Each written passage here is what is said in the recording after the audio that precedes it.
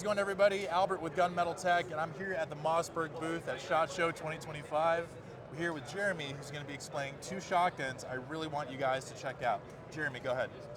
Hey, how you doing, everybody? Yeah, so we're going to talk about our 590R and our 590RM. So we're going to start with the R because it's a little more traditional. It's a little more what people are used to seeing.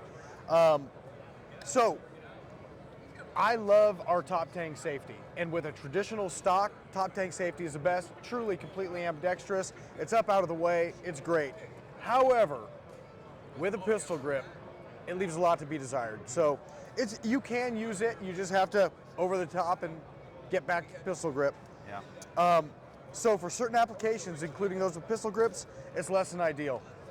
We were approached by an allied government, one of their special teams, and they wanted a breacher, purpose-built breacher. So when it came time to design it, they had asked for an AR-15 style safety. They were willing to pay for the initial engineering for that. Wow. So we brought them in, found out what they wanted, assigned an engineer, and we got to work.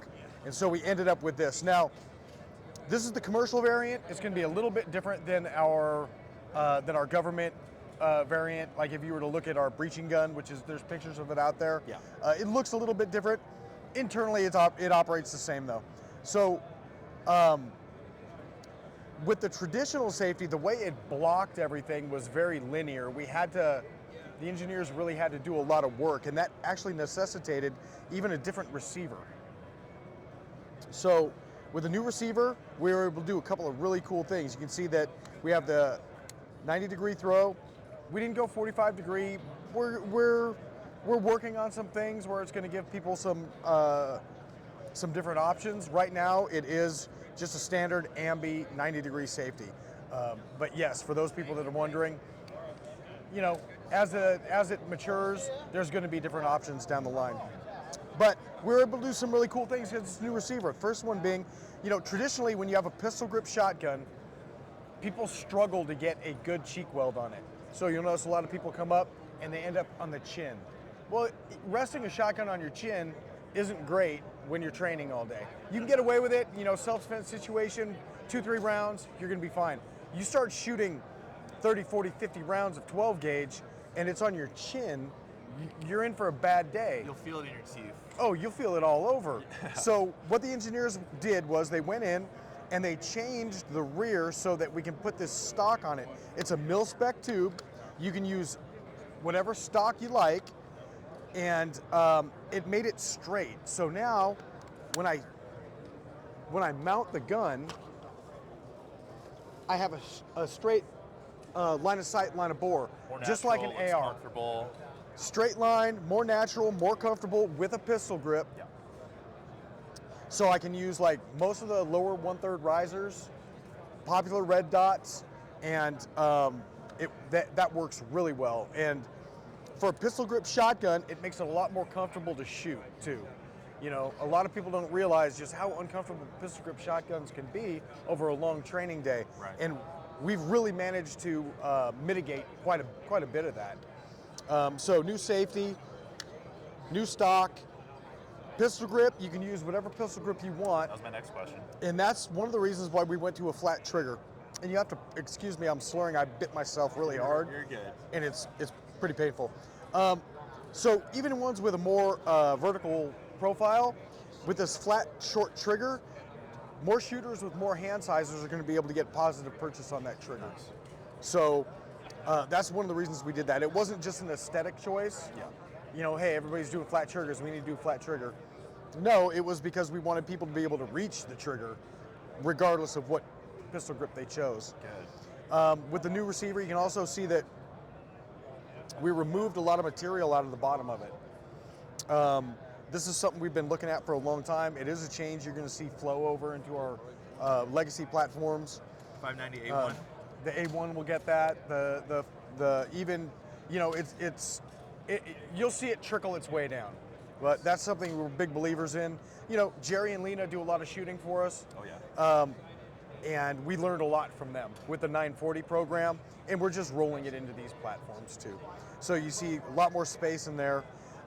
Even in here, those edges are softened quite a bit. Even on the new 590s already, you're going to see some softening of edges, but it's going to get even better just as our engineers are able to tackle these issues.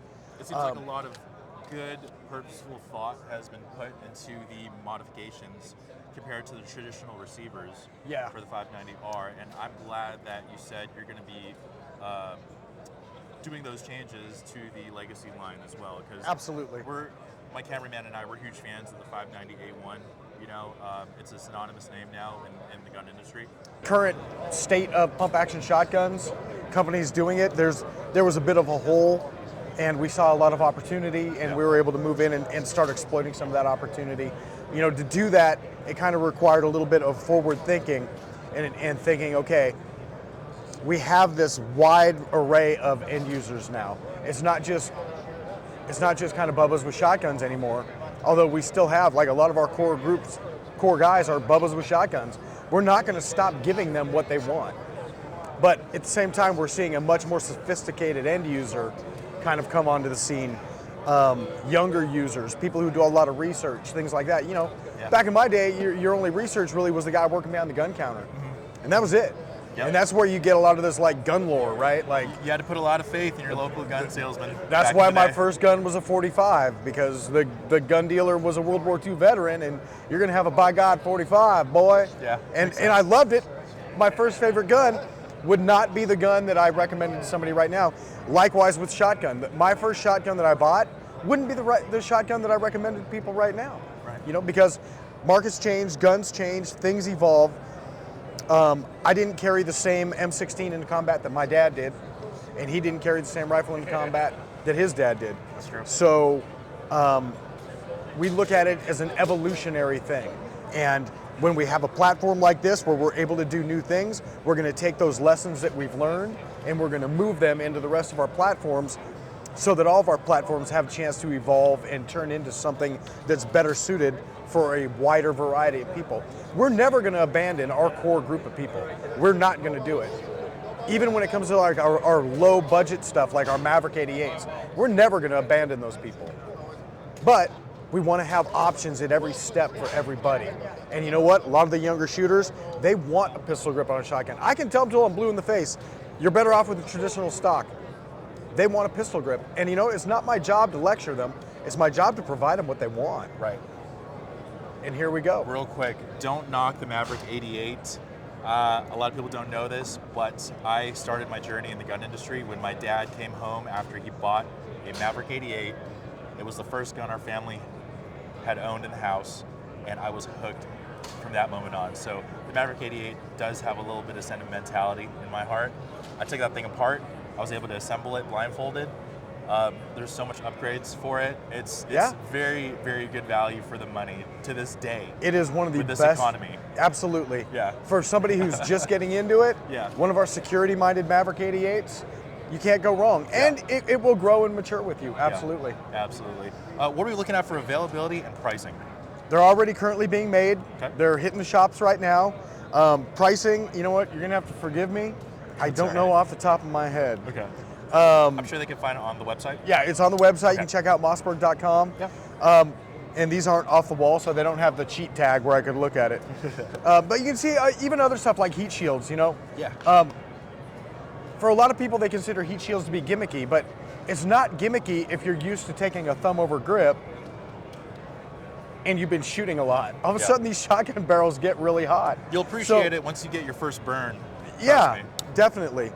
And so then we also kind of took some of these lessons learned and we moved them into our magazine fed. Now, the magazine fed isn't for everybody. You know, we've been accused of it as being a gimmick. I don't believe it's a gimmick. I think there's some dedicated end users out there who do real good work with it. Our contract gun, the gun we did for that allied government, was a magazine fed gun because it was a short platform and they wanted what they would consider a two-door solution. So they needed 6 rounds, 1 in the pipe, 5 in the magazine, and to give them enough to get through 2 doors. So for certain applications, different ammunition types, you know, you want to be able to go from buck to slug, something like that. Maybe you're in a rural area and changing the magazine with slugs is a lot easier than just doing a select slug rollout. That's right. You know? Yeah. So again, we don't want to dictate people's uses. We want to give them options. I'm not saying it's the right thing for everybody. I'm just saying that if it's right for you, I want to be able to give it to you. That's a great mentality to have as a gun salesman or someone in the gun industry, to be honest. And I'm all on board with that philosophy. Yeah, Yeah. and it really is. It just comes with being a mature company and realizing that we're dealing with a sophisticated end user who knows what they want. Not my job to tell you what you want. My job to give it to you. Yeah. We did make a couple of changes to the magazine system. One, we're going to get accused of cheaping out on it because we went to a paddle rather than the ambidextrous push button. It really didn't have to do with cost. It had to do with the fact that the magazine release button was so far forward that people had to shift their grip to do it. Oh, yeah. And these magazines are so chonky that we found that most people were coming up and pressing the magazine release with their thumb, rocking the magazine out, and then switching it over because these are a rock and lock magazine. So we took a look at that and we realized that the paddle solution for that type of reloading actually works better. That looked seamless. That looks So so it's easy. from there, switch it out, I nose it in, you can see we have a guard here, Yeah. and it's simply a matter of rocking and locking. So that's why we did that with these guns. It wasn't so that we could like go cheap out on something. It was just the fact that the way that we saw people using it led us to believe there was a better solution. Yeah. And that was it. I think you made the right choice in that paddle. I think so too. Quite honestly, I could see why on the breacher they want it differently, but on a gun that I was going to kind of have as a large, like full size, defensive-minded shotgun, I like that. And one of the other things people don't realize is you're taking 6 or 8 rounds away from the front and moving it to the middle of the gun. The magazine-fed guns, provided you don't get crazy and start using the 20-round magazines. Yeah. But if you keep it to the 10-round magazine, much better balance than our legacy shotguns. That's something most people are gonna not take into account when they Yeah. do when they pick the one with the magazine. Yeah. Yeah. Much Okay. better balance, much easier to swing, track, and much better to hold up on target for longer periods of time if you're out there training and running and running and running and running. Makes it a little bit easier, a little bit less fatiguing. Last thing I'll talk about before I turn it back over to you, we have QD points built into the stock here. So even if you switch out to something that doesn't have a QD cup, we still provide QD cups. And one of our new things, this nut at the end of the magazine tube has a QD cup built into it. Nice. So you have a sling solution right out of the gate with this gun. And 2 M-LOK slots right here, right? Yep. Okay. 2 M-LOK for a light. Nice. Will it come with the flip-up sights? Yeah, this model comes with the flip-up sights. Okay. I know a lot of people aren't huge fans of this particular release when it comes to sights. They want the metal ones, or they want the Troy or whatever. And you know what? They'll fit. It's Picatinny standard. Yeah. Picatinny standard rear, Picatinny standard front. Yep. So All because you were able to get that stock position where it is. where it needs to be. So the manual of arms is very similar to an AR. Going from that to this, you have the similar safety, rotary safety. You have the similar length of pull, the pistol grip angle, the Yeah. adjustable buttstock, and the cheek rest position. So Yeah. going between an AR and this, I say that's a really, really good combo to have as a versatile armory setup. So Jeremy, thank you so much for your time. Go ahead and get that lunch, man. I don't want to take up another minute. Thanks, We brother. appreciate you, okay? Thanks, guys. All Thanks, right. and thank you guys for watching. Keep following us for more Gunmetal Tech SHOT Show 2025 coverage. I'll see you in the next video.